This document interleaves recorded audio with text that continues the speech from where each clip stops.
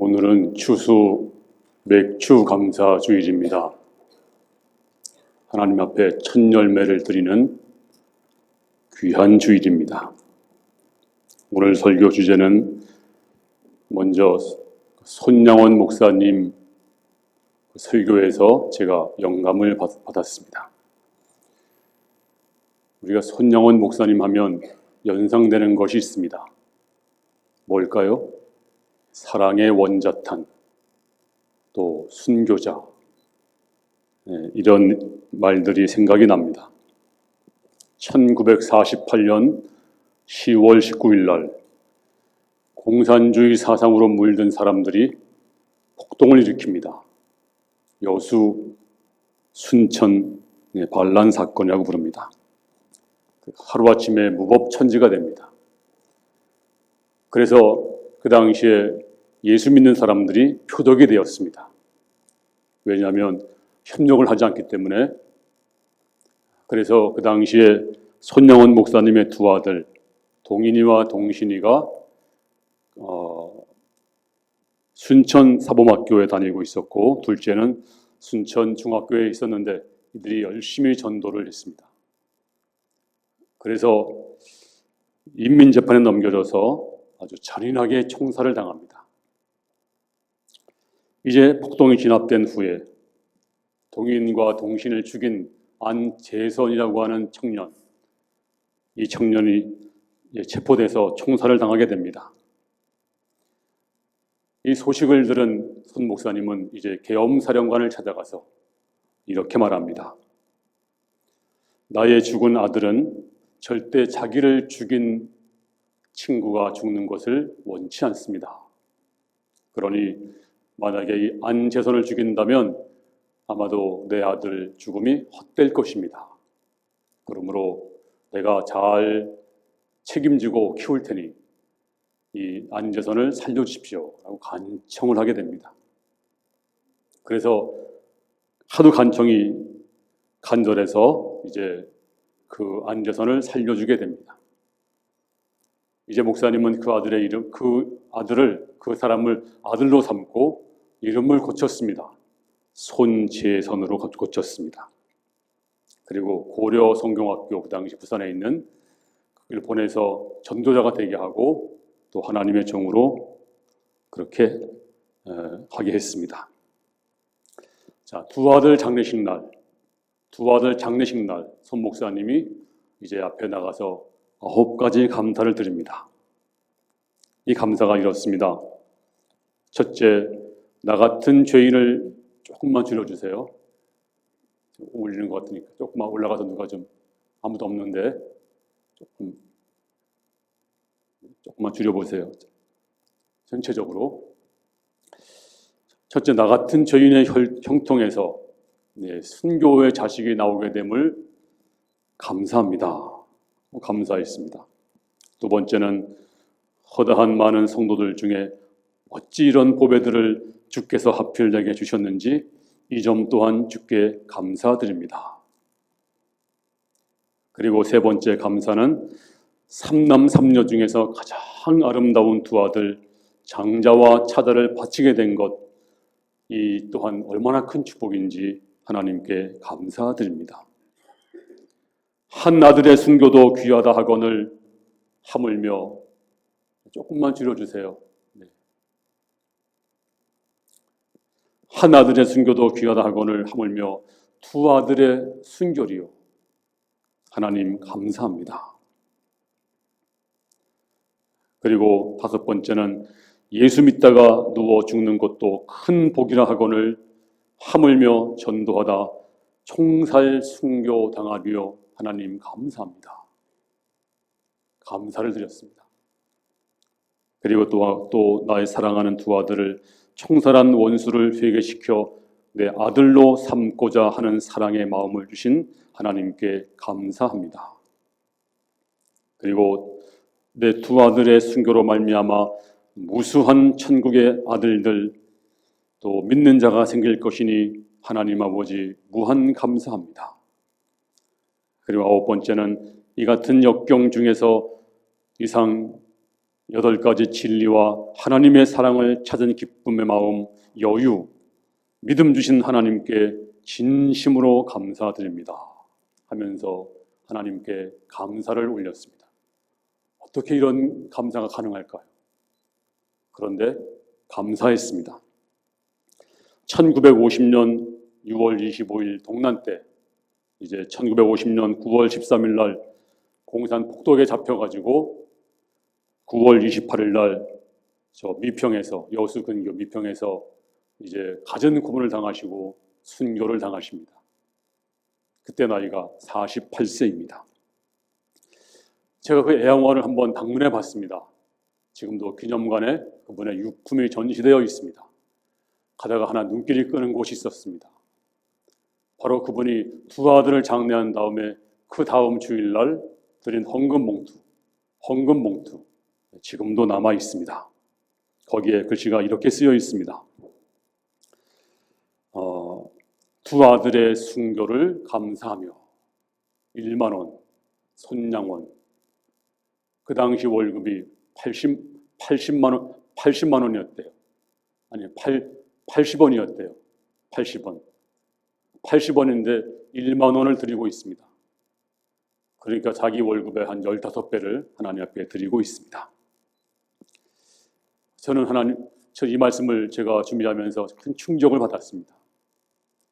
오늘 추수감사주일입니다. 너는 도대체 무슨 감사를 하고 있니? 제가 그래서 설교를 이제 준비 끝나고 나서 사모한테 여보, 내일 추수감사주일인데, 아니 맥주감사주일인데 우리 어떻게 해야 될까? 정말 부끄러워서 하나님 앞에 회개한 시간을 가졌습니다. 미국의 어떤 목사님이 이제 기차를 탔습니다. 기차 안에서 잠시 이제 기도를 하고 있는데 갑자기 어떤 덩치가 큰 흑인 여자가 들어오더니 쾅 하고 앉는 겁니다. 보니까 얼굴도 굉장히 험상궂게 생겼습니다. 그래서 너무 놀라가지고 있는데, 내가 목사니까 그래도 감사해야지. 그래서 하나님 감사드립니다. 이렇게 험상궂게 생긴 여자, 이렇게 거구 여자가 제 아내가 되지 않은 것을 감사합니다. 그랬대요.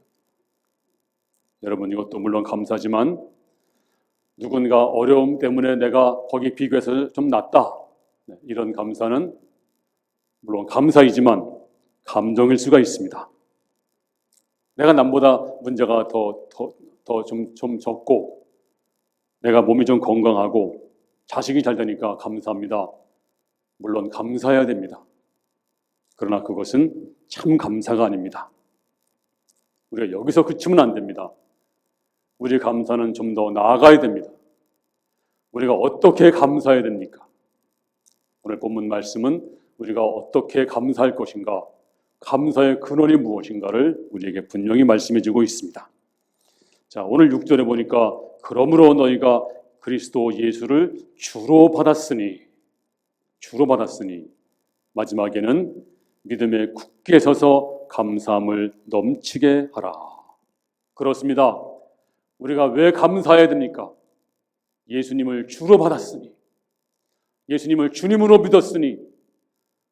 지금 이 땅에 사람들이 얼마나 많이 살고 있습니까? 예수를 많이 믿지만 정말 믿는 사람들은 적습니다. 그런데 내가 예수를 믿고 구원을 받고 하나님의 자녀가 되었습니다. 그리고 천국이 보장되었습니다. 그러므로 너희가 왜 감사해야 되느냐?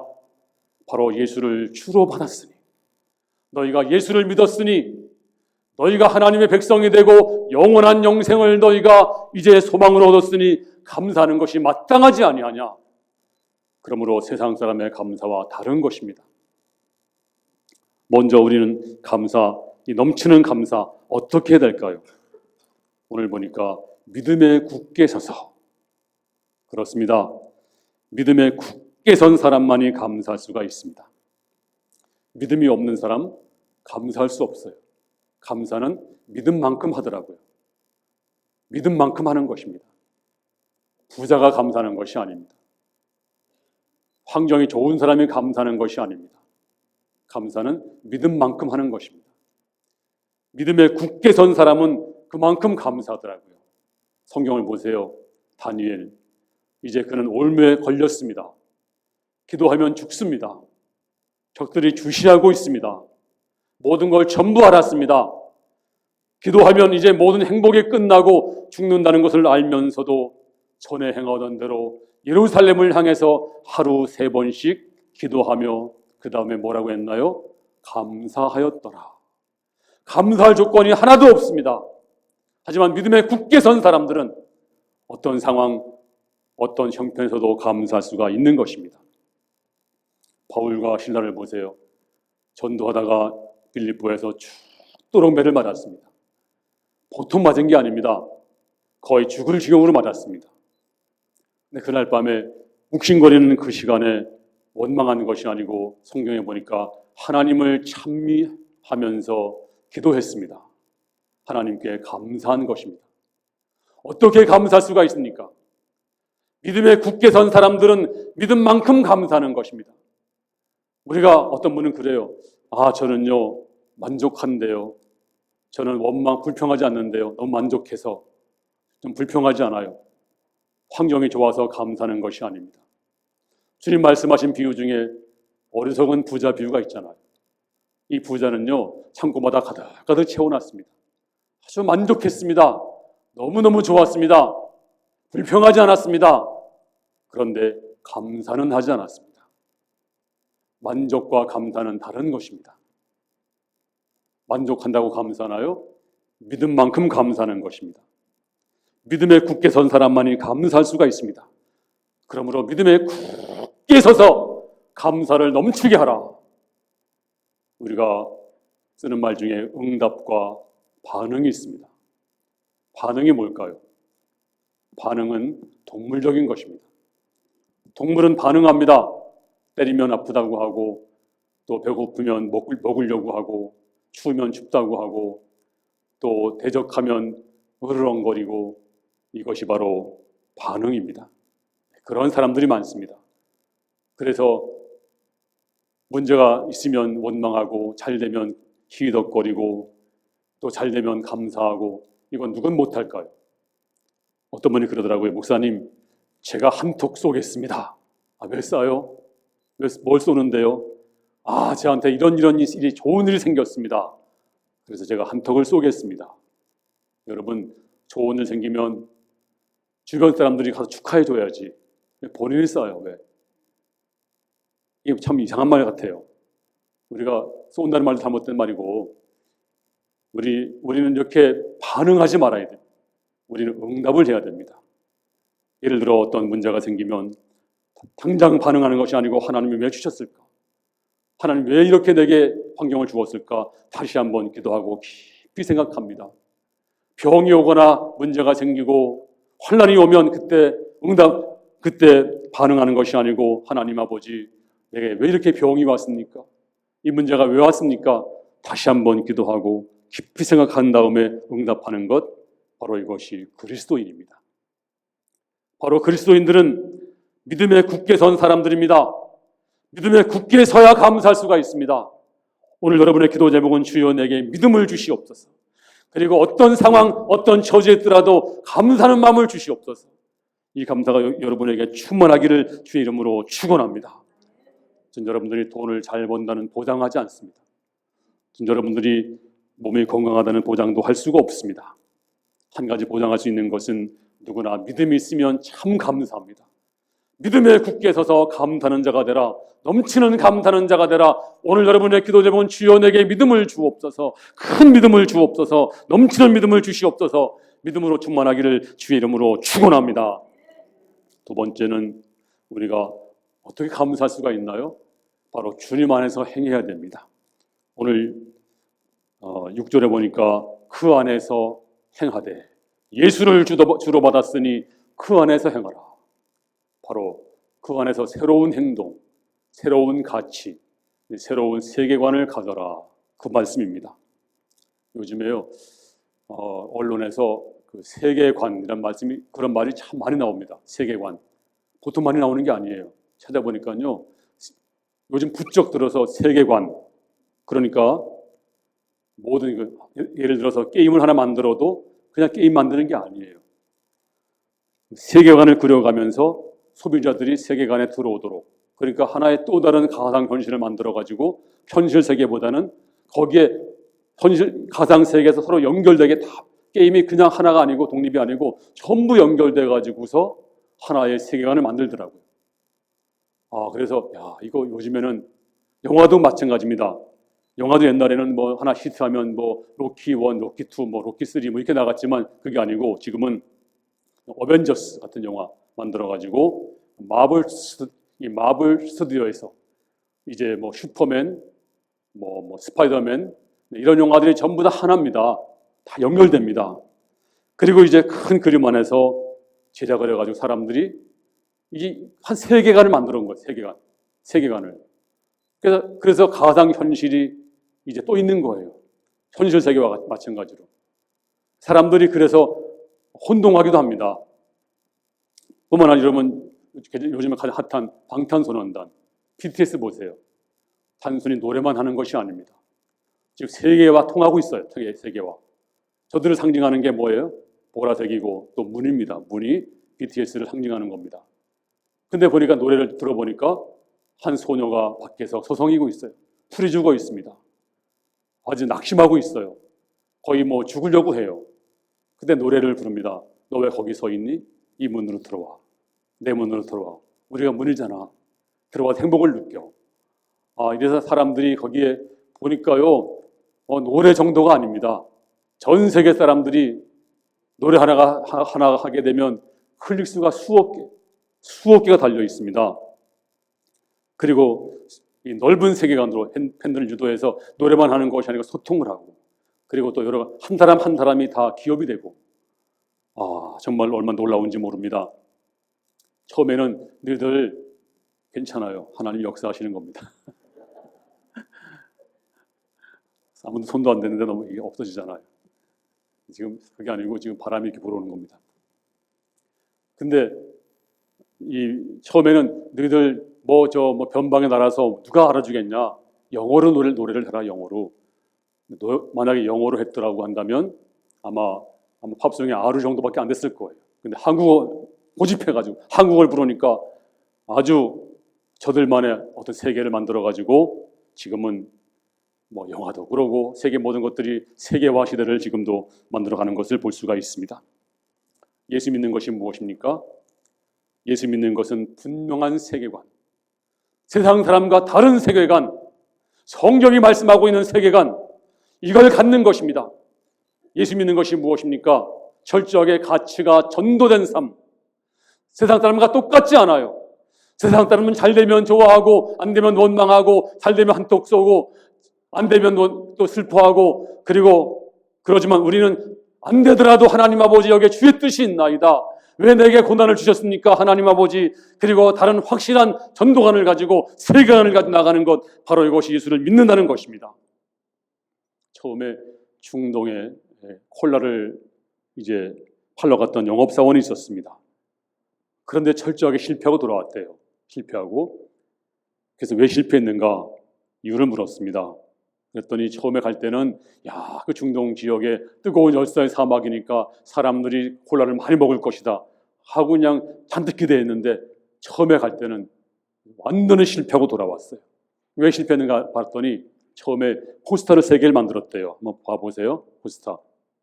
지금 한 사람이 길을 가다가 사막에서 너무너무 이제 목이 말라서 이렇게 넘어져 있습니다. 죽게 되었습니다. 근데 콜라를 마시잖아요. 콜라를. 그러니까 힘이 나가지고서 막 뛰어가잖아요. 이렇게 콜라 마시면 이렇게 된다. 이거예요. 근데 왜 실패했냐고 했더니 우리는 글씨를 읽을 때 왼쪽에서 오른쪽을 읽잖아요. 이렇게. 그림 보도 마찬가지고. 근데 아랍 사람들은 거꾸로 봐요. 거꾸로. 그러니까 막 뛰어가던 사람이 콜라 마시고 자빠진 거예요. 그러니까 누가 먹겠어요? 그렇습니다. 똑같은 걸 보더라도요, 어떻게 바라보느냐 굉장히 중요한 것입니다. 안 믿는 사람들은 똑같은 거 바라보더라도 낙심하고 있는 그대를 보지만 우리는 거기서 하나님의 응답을 봅니다. 그리고 세상과 역전된 가치관을 봅니다. 너희가 예수를 주로 받았으니 다르게 살아야지, 다르게 생각하고 다른 행복관을 가지고 행복도 다른 것입니다. 가치도 다른 것입니다. 그리고 그 안에서 뿌리를 박으라. 세상 사람은 발버둥 치지만 우리는 예수 안에서 다른 세계관을 가지고 믿음으로 살아가는 것입니다. 한 번은 제 친구 목사님이 딸이 간호원이 됐습니다. 드디어. 얼마나 좋아하는지요. 간호원이 돼가지고서 이제 출근했는데 한 번 오더니 아빠 내 병실에 내 환자 중에 목사님이 계셔. 얼마나 좋은지 몰라. 아 그래? 그럼 목사님 잘 모셔라 그랬대요. 그때 한 며칠 지나더니 이 딸이 풀이 푹 죽어가지고 와더니 아빠도 그래? 그래서 뭘? 아 지금 내가 목사님 한 분을 모시고 있는데 환자로 내가 관리하고 있는데 병원에서 큰 대형 병원입니다. 근데 목사님이 나한테 반말을 찍찍하고 하루도 수없이 심부름시키고 딴 환자들은 안 그런데 갑자기 또 그냥 떼거리를 몰려와서 권사님 팀이 오더니 막 찬송 부르고 막 통성기도 하더니 다른 사람이 막 찌푸리고 그 다음에 또 한때가 몰려 장로님 때가 오더니 또 장로님들이 그냥 입에 침 비우면서 막 기도하고 그 다음에 그 다음에 집사팀이 오고 그 다음에 성가대 팀이 오고 그래가지고서 아주 얼마나 피곤한지 아주 그냥 거기 함께 있는 사람들이 막 욕을 하고 그래도 모르더라고. 아빠도 그래? 아빠 제발 그러지 마 그러더래요. 그래서 충격을 받았다는 거예요. 여러분 우리는 이제 달라져야 됩니다. 다르게 믿어야 됩니다. 이제 정말 사람을 볼 때마다 저 사람은 정말 저런 가운데 어떻게 감사할 수가 있을까? 원망해야 마땅한데 슬퍼해야 마땅한데 어떻게 저렇게 감사하지? 아니 저 환경, 저 지경에서 어떻게 감사하지? 어떻게 저렇게 의연하지? 정말 용서할 수 없는 환경인데 어떻게 용서하지? 다르구나. 정말 다르구나. 이것이 바로 우리 갈보리교회 성도가 되기를 바랍니다. 여러분들이 되기를 바라요. 정말로 어떤 환경 가운데서도 믿음에 굳게 서도 감사하세요. 그리고 정말 다른 세계관을 가지고 다른 행복관을 가지고 다른 가치관을 가지고 누가 뭐라고 해도 나는 감사한다. 내가 이 지경 이 환경에서라도 나는 감사한다. 이런 감사가 충만하기를 주의 이름으로 축원합니다. 그리고 부활신앙 가지면 우리가 언제든지 감사할 수가 있습니다. 좀 못 살아도요. 우리가 이 땅에서 고통을 당하더라도 부활신앙이 있잖아요. 한 번은 오랜 세월을 함께한 부부가 성지순례를 갔대요. 남편은 불신자고 부인은 신자입니다. 그런데 부인이 죽었대요. 예루살렘에서. 그래가지고 장의사가 이렇게 말했답니다. 남편에게 지금 당신의 부인의 시신을 이제 본국으로 이송하게 되면 경비가 1,000만 원 듭니다. 그런데 이 거룩한 땅, 이 성지에다가 이제 여기다가 이제 묻으면 10만 원도 안 듭니다. 어떻게 하시겠습니까? 보통 다른 사람들은 다 여기다 묻습니다. 신자들은 여기 묻히는 게 영광이기 때문입니다. 그러니까 남편이 가만히 있다가 참 있다가 저 1,000만 원 낼게요. 데리고 갈게요. 그래서 놀래가지고서 아니 왜 그러십니까? 너무 부인을 사랑하시나요? 그게 아니고요. 여기서 어떤 한 분이 3일 만에 부활을 했다면서요. 혹시 우리 마누라도 부활을 못하게 이 사람이 부활을 믿었어요. 물론 좋습니다. 근데 우리는 부활을 안 믿잖아요. 이 세상에서 부활이 없는 사람처럼 그냥 영원히 살 것처럼 그냥 살잖아요. 그렇습니다. 오늘 주께서 말씀하십니다. 오늘 6절에 보니까 그러므로 너희가 그리스도 예수를 주로 받았으니 그 안에 행하되 그 안에 뿌리를 박으며 세움을 받아. 뿌리를 박으라, 세움을 받으라. 그리고 믿음에 굳게 서라. 그렇습니다. 오늘 예수 안에 뿌리를 깊이 박고 흔들지 마십시오. 바람이 불어도 태풍이 불어도 흔들지 마시고 예수 안에서 항상 기뻐하시고 감사하는 성도가 될 수 있기를 주님의 이름으로 축원합니다. 예수를 주로 받았으니 믿음에 굳게 서서 감사함이 넘치시기를 바랍니다. 예수를 주로 받았으니 여러분이 새로운 가치관과 새로운 이제 행복감을 가지고 나갈 수 있기를 주님 이름으로 축원합니다. 예수를 주로 받았으니 예수 안에서 뿌리를 깊이 박으시고 바람으로도 항상 감사하시고 북풍으로도 항상 감사하는 성도 되기를 주님 이름으로 축원합니다. 할렐루야.